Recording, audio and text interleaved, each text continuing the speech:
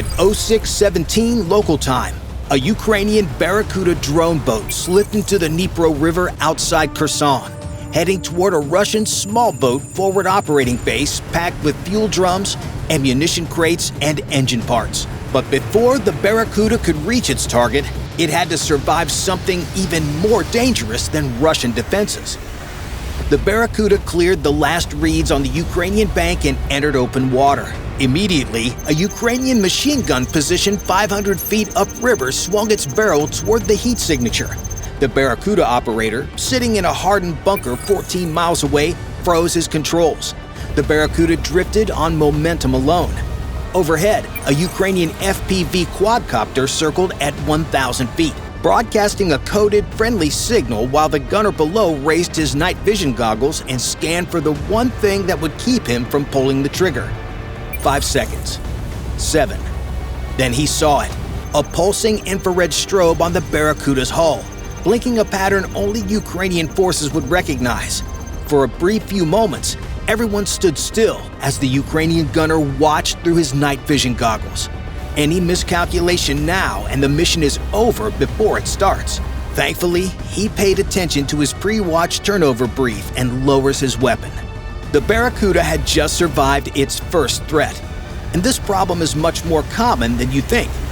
If you look at the Barracuda itself, you'll understand why it's so easy to mistake for an enemy vessel. The hull is 18 feet of fiberglass composite, light enough to plane at high speed, tough enough to absorb small arms impacts without catastrophic failure. It rides just 16 inches above the waterline on a modified deep V hull that cuts through river chop while keeping radar cross-section to a minimum. The propulsion system is a single 20-watt brushless electric motor fed by lithium batteries with a 4-hour endurance at patrol speed. At 8 knots, the motor is nearly silent. You won't hear it until it's within 200 feet. At full sprint, the same motor pushes the boat to 38 knots, fast enough to outrun any manned vessel the Russians have on the Dnipro.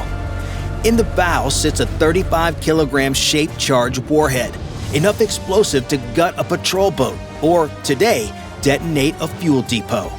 And if the control link ever fails completely, the onboard GPS autopilot can execute a final waypoint attack autonomously. The Russians aren't just facing a remote-controlled boat. They're facing a boat that can finish the mission alone. That's why thermal identification is so crucial. A Ukrainian soldier scanning the river at night sees a bright streak moving fast and low. He has maybe 3 seconds to decide if it's friendly before it passes his position. If he guesses wrong and hesitates, a Russian boat gets through. If he guesses wrong and fires, he destroys his own mission. That's why Ukrainian outposts receive detailed corridor briefings at every watch turnover.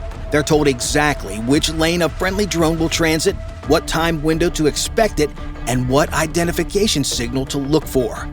If you look here on the Barracuda's deck, you'll see a small device about the size of a hockey puck.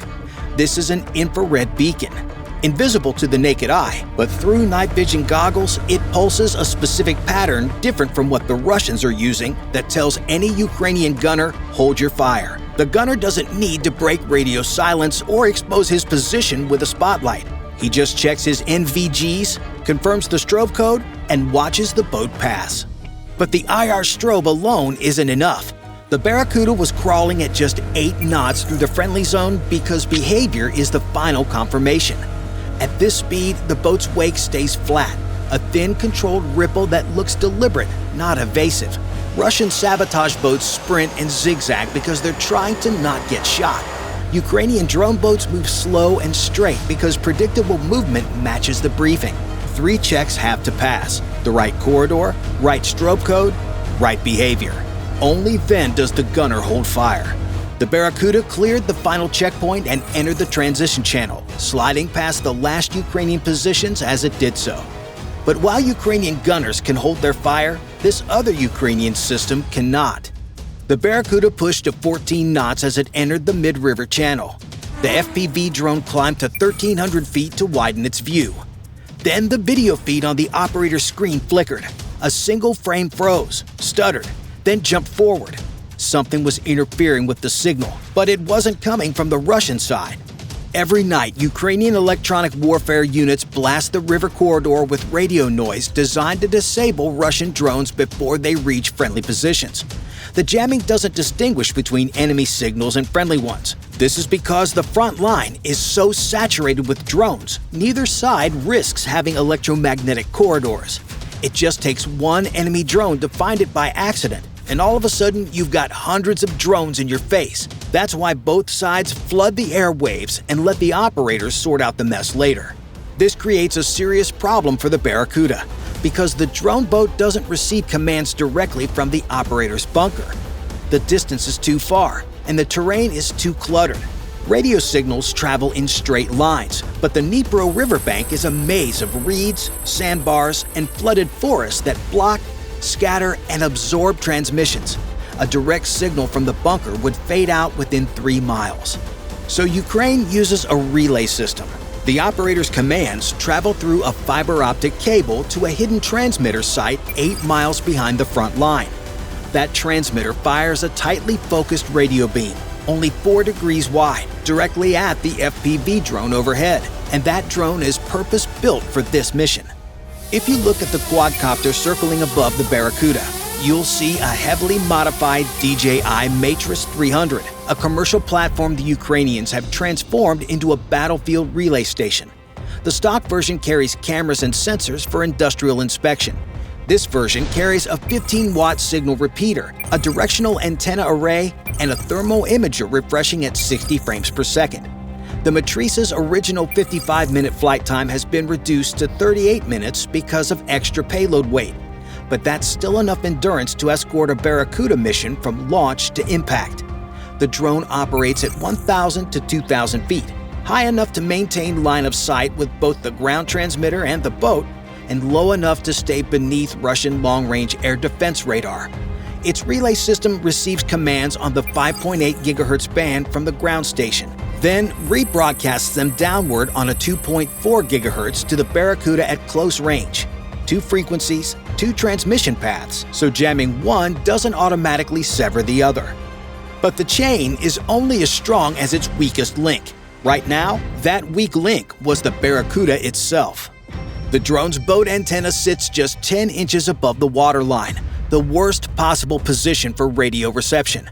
Water reflects signals, reeds absorb them. The river's surface scrambles transmissions into overlapping echoes that confuse the receiver. When Ukrainian jamming adds another layer of noise, the antenna can't separate commands from garbage. The operator watched his feed dissolve into blocky pixels. Latency, the delay between moving the joystick and the boat actually responding, jumped from 1/10 of a second to nearly half a second.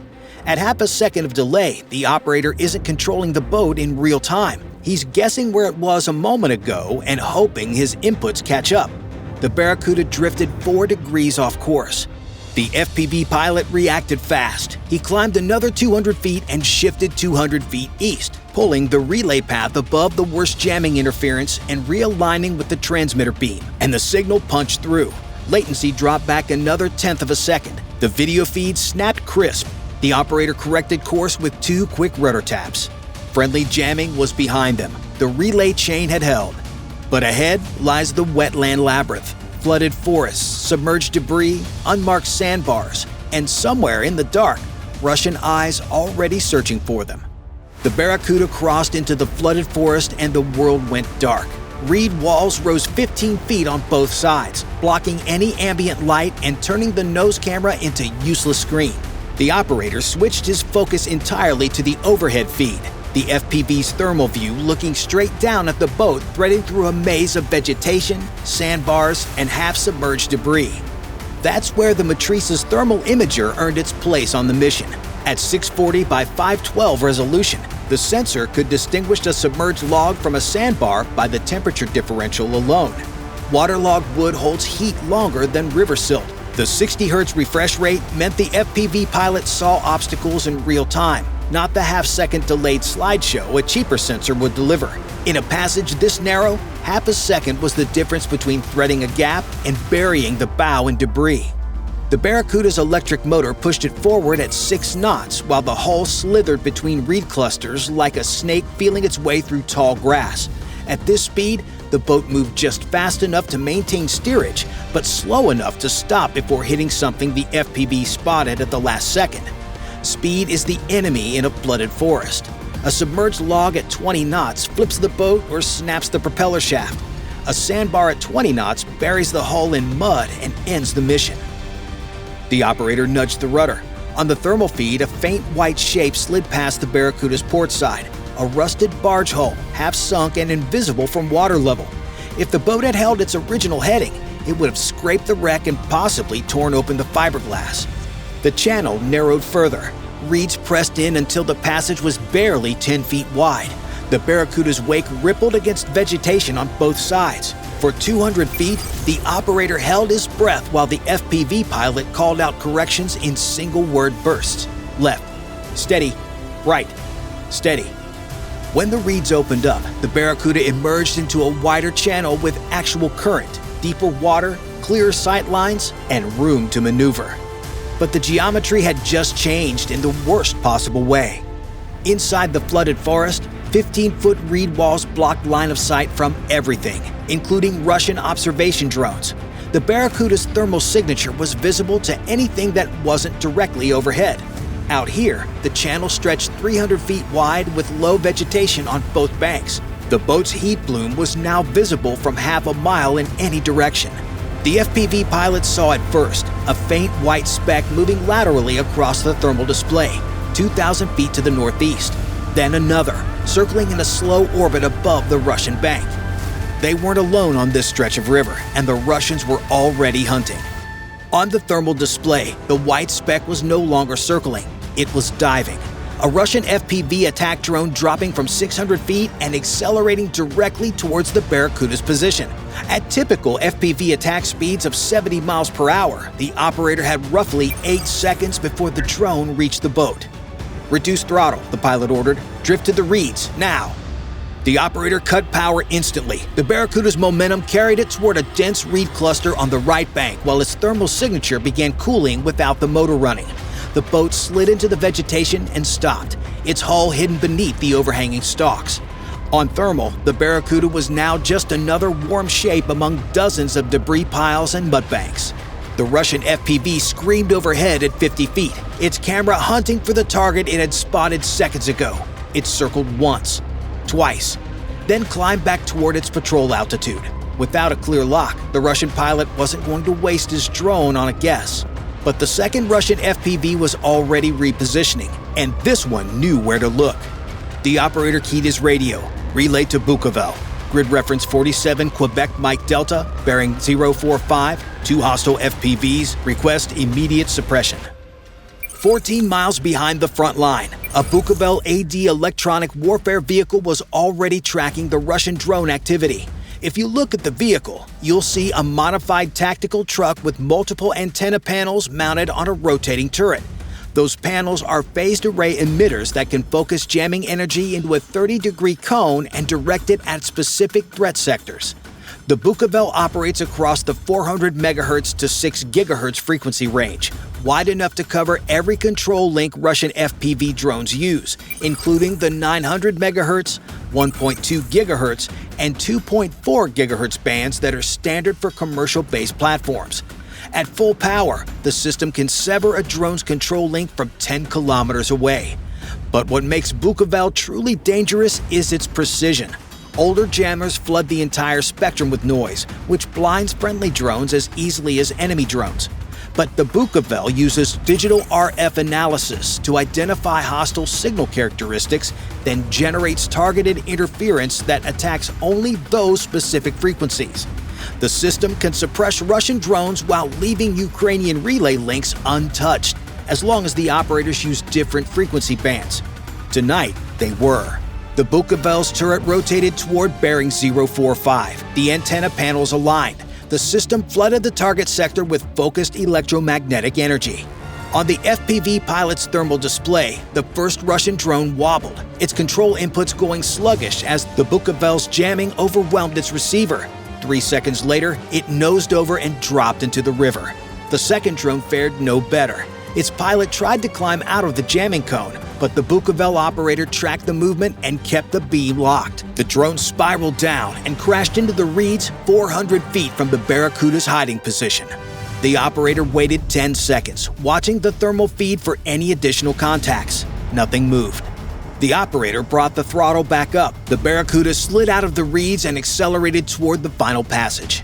Across 1,100 feet of open water sat the target, a cluster of Russian outboard boats, fuel drums stacked on wooden pallets, and makeshift supply shelters glowing white-hot on thermal. The sprint was about to begin. But the moment the Barracuda entered open water, the Russians hit back with their own electronic warfare. This time, they were aiming at the relay link itself. The video feed tore apart. One moment, the operator had a clean thermal picture of the target. The next, his screen was a mess of pixelated blocks and frozen frames. Latency spiked from 1/10 of a second to nearly half a second. Throttle commands stacked up instead of executing.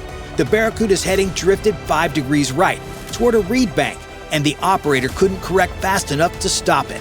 This was Russian jamming. A vehicle-mounted CLOC-01 electronic warfare system on the left bank had just come to life, flooding the river corridor with radio interference. The CLOC isn't designated specifically to stop drone boats. It's designed to stop Ukrainian FPV attack drones and blind artillery spotters. But at water level, the interference hits surface vessels even harder. The problem is geometry. The Barracuda's antenna sits 10 inches above the waterline, the absolute worst position to receive a signal during jamming. Radio waves from the FPV relay are bouncing off the water, scattering through the reeds, and getting drowned out by Russian noise. The FPV drone overhead is still receiving the bunker uplink clearly because it has altitude, but the connection from the FPV down to the Barracuda was collapsing. The operator understood exactly what was happening. The relay chain that kept the Barracuda alive, bunker to transmitter to FPV to boat, was being severed at its final link. The drone could still hear commands. The boat could not. The FPV pilot didn't wait for instructions. He climbed, fast, from 1,300 feet to 1,600 feet, then pushed 200 feet further east. Russian jammers broadcast their interference horizontally, focused on altitudes where Ukrainian drones typically operate. But jamming has blind spots, directly above the antenna and at steep angles away from the broadcast axis. The signal strength drops. By combining and shifting position, the FPV pilot was hunting for a gap in the jamming bubble, a clean angle where the relay could punch through. For 8 seconds, the Barracuda was steering blind. The operator had no nose camera, no reliable telemetry, and no idea whether his inputs were reaching the boat.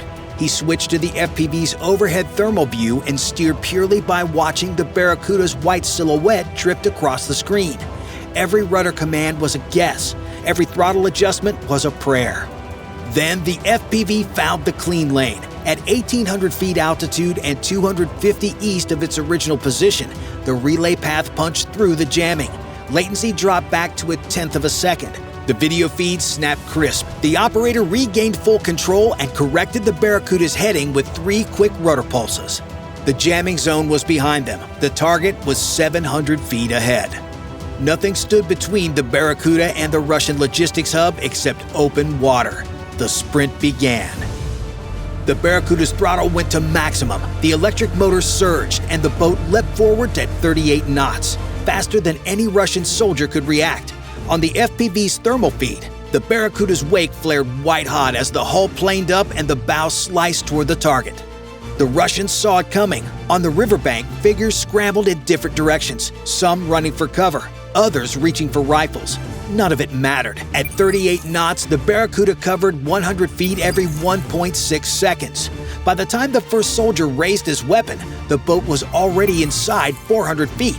By the time anyone could aim, it was inside 200. The operator locked the rudder on the center of the boat cluster. The FPV pilot called out the final distance: 300 feet, 200, 100. At 40 feet, the nose camera feed widened out from the glare of the approaching fuel drums. The operator released the controls. There was nothing left to do. The Barracuda's warhead was a shaped explosive charge designed to rupture thin-walled targets, aluminum bolt hulls, steel fuel drums, wooden supply crates. On impact, the charge detonated outward and downward, converting the drone boat into a pressure wave that hit everything within 50 feet simultaneously. The first Russian outboard boat flipped completely out of the water, its hull shattered before it splashed back down. A stack of fuel drums ruptured and ignited a tenth of a second later, sending a pillar of fire 60 feet into the air.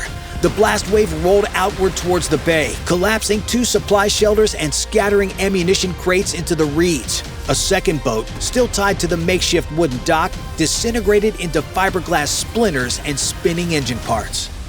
The FPV drone jolted upward as the pressure wave hit at 1,800 feet, then stabilized and held position. Its camera kept recording. Secondary explosions rippled through the debris for another 15 seconds. Fuel puddles catching fire, ammunition cooking off, something heavy detonating inside one of the collapsed shelters. Burning wreckage spread across the shallow water, turning the bay into a floating inferno. Russian personnel fled inland, abandoning everything that wasn't already destroyed.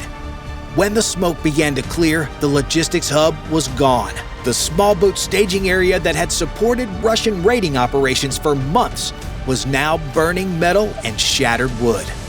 Bye for now.